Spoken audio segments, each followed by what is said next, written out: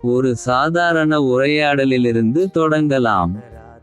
நாம் மிகவும் எளிமையாக பேசலாம். இந்த உலகத்தில் எல்லாரும் அமைதியை தேடுகிறார்கள். ஒருவர் பணத்தை தேடுகிறார். மற்றொருவர் புகழையும் மரியாதையையும் தேடுகிறார். இன்னொருவர் இன்பங்களை தேடுகிறார். சில ஆண்டுகள் கழித்து அவர்கள் சோர்வடைகிறார்கள்.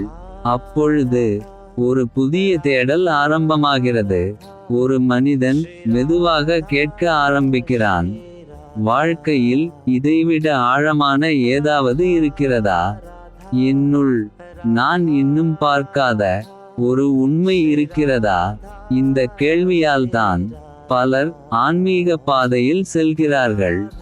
சிலர் இறைவன் நாமத்தை ஜபிக்கிறார்கள். சிலர் அமைதியாக அமர்ந்து தியானம் செய்கிறார்கள். சிலர் ஆன்மீக நூல்களை படிக்கிறார்கள். சிலர் கோவில்களுக்கு, புனித இடங்களுக்கு பயணம் செய்கிறார்கள். இவை எல்லாமே நல்லவை. ஆனால் இன்னும் ஒரு உணர்வு இருக்கும். மனம் எளிதாக அமைதியாக மாறுவதில்லை. அப்பொழுது நம் பெரிய ஞானிகள் ஒரு எளிய விஷயத்தை சொன்னார்கள். அவர்கள் சொன்னது, ஆன்மீக பாதையில் ஒரு பெரிய உதவி இருக்கிறது. அந்த உதவிக்கு பெயர் மகத்பத ரஜோ அபிஷேகம். மகத்பத ரஜோ அபிஷேகம் என்றால் என்ன? இதை மிகவும் எளிமையாக புரிந்து கொள்ளலாம். இதன் பொருள் மகான்களின் பாத தூசியால் ஆசீர்வதிக்கப்படுதல். ஆனால் இது உண்மையில் காலில் இருக்கும் மண்ணை பற்றி அல்ல. பெரியவர்கள் அதைவிட ஆழமான ஒன்றை பற்றி சொன்னார்கள். பாத தூசி என்பது ஒரு மகானின் சந்நிதி. அவர்களின் எளிய வாழ்க்கை, அவர்களிடமிருந்து வரும் ஞானம், அவர்களின் அமைதியான அருள். ஒரு மனிதன் இப்படிப்பட்ட மகானின் அருகில் வந்தால் அவனுள் மெதுவாக ஒரு மாற்றம் ஆரம்பமாகிறது. அந்த மாற்றமே மகத்பத ரஜோ அபிஷேகம். மகான்களின் சந்நிதி மனிதனை எப்படி மாற்றுகிறது? நம்முடைய மனதை பாருங்கள். அது எப்போதும் ஓடிக்கொண்டே இருக்கும். கவலைகள், பெருமை, சின்ன சின்ன பிரச்சினைகள், இவையெல்லாம் மனதை நிரப்பி இருக்கும். அதனால் உள்ளிருக்கும் உண்மை தெளிவாக தெரியாது. ஆனால் ஒரு உண்மையான மகானின் அருகில் இருந்தால் மனம் மெதுவாக அமைதியாக ஆரம்பிக்கும். நாம் அதிகமாக பேசவே வேண்டியதில்லை. அவர்களின் அமைதியை பார்த்தால் நம் மனமும் அமைதியாகிறது. அவர்களின் தாழ்மையை பார்த்தால் நம் பெருமை மெதுவாக குறைகிறது. அவர்களின் கருணையை பார்த்தால் நம் இதயம் மென்மையாகிறது. மெதுவாக மனம் சுத்தமாகிறது. அழுக்கு கலந்த நீர் அமைதியாக இருந்தால் அது எப்படி தெளிவாக மாறுகிறதோ அப்படித்தான் மகான்கள் எல்லா வாழ்க்கை நிலைகளிலும் இருக்கலாம். பலர் நினைப்பது, மகான் என்றால் அவசியம் துறவி போல இருக்க வேண்டும் என்று. அது அவசியமில்லை. ஒரு குடும்பத்தில் வாழும் மனிதரும் மகானாக இருக்கலாம். குழந்தைகளை அன்புடன் வளர்க்கும் ஒரு தாயும் மகானாக இருக்கலாம். நேர்மையாக உழைக்கும் ஒரு விவசாயியும் மகானாக இருக்கலாம்.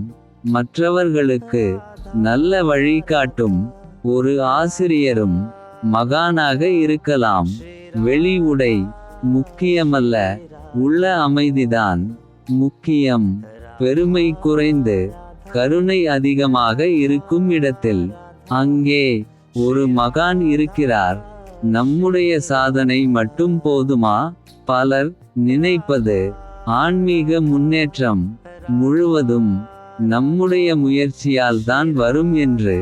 அதனால் அவர்கள் பல விஷயங்களை செய்கிறார்கள். ஜபம், தியானம், விரதம், ஆன்மீக நூல்கள் படித்தல், இவை எல்லாமே நல்லவை. இவை மனதை தயார் செய்கின்றன. ஆனால் மனத்துக்கு பழைய பழக்கங்கள் இருக்கின்றன. அது மீண்டும் பழைய வழியிலே ஓடிவிடும். அதனால் முன்னேற்றம் சில நேரங்களில் மிகவும் மெதுவாக இருக்கும். ஆனால் ஒரு உண்மையான மகானின் அருகில் இருந்தால் ஒரு விசேஷமான மாற்றம் நடக்கிறது. அவர்களின் சந்நிதி தானே ஒரு பாடமாக மாறுகிறது.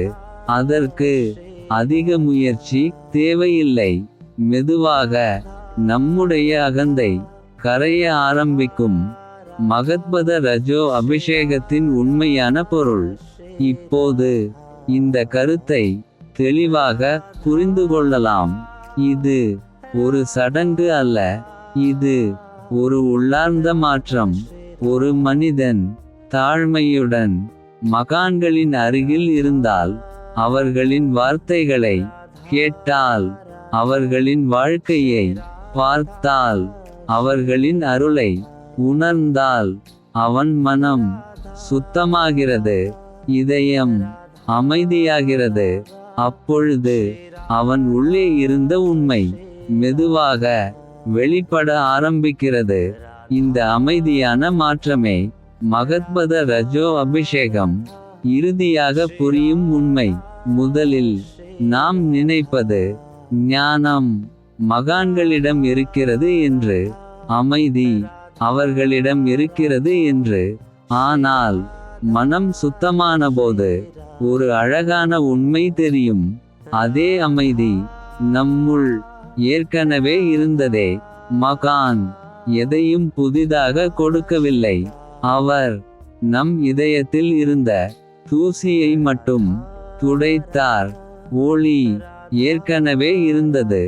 அதை பார்க்கும் கண் இப்போது திறந்தது. முடிவு. ஆன்மீக பாதையில் நம்முடைய முயற்சிகள் நல்லவை.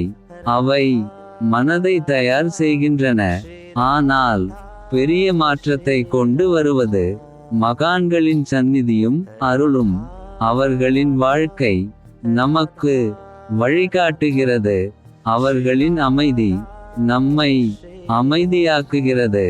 அவர்களின் அருள் நம்முள் இருக்கும் உண்மையை எழுப்புகிறது. அந்த அமைதியான ஆசீர்வாதமே மகத்பத ரஜோ அபிஷேகம். ஆதாரம். இந்த கருத்து ஆதி சங்கராச்சாரியார் அவர்களுக்கு சார்ந்த போதனைகளில் வலியுறுத்தப்படுகிறது. குறிப்பாக விவேக சுடாமணி என்ற நூலில் மகான்களின் சந்நிதி மனத்தை சுத்தப்படுத்தும் அரிய ஆசீர்வாதமாக விளக்கப்படுகிறது. மகான்களின் சந்நிதி மனிதனை மாற்றும் சக்தி பற்றிய இதே கருத்து பாகவதா புராணா போன்ற பாரம்பரிய ஆன்மீக நூல்களிலும் கூறப்பட்டுள்ளது. ராதே ராதே.